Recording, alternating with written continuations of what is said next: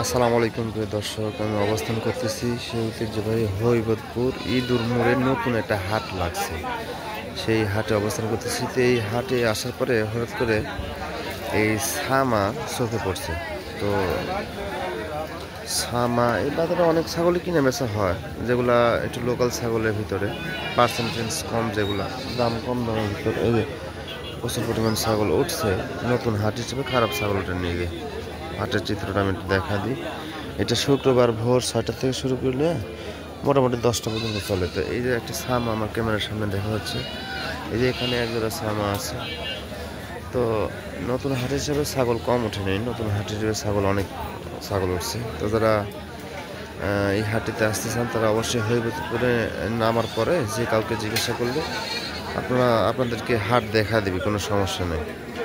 তো অবশ্যই আপনারা হরিবদপুরে আসার পরে ছাগল কিনতে পারবেন, কোনো সমস্যা নেই। এখানে এসে দেখে শুনে ছাগল কিনতে পারবেন। এই যে এই যে এক জোড়া ছামা আছে, এই যে ছামা আছে, এই যে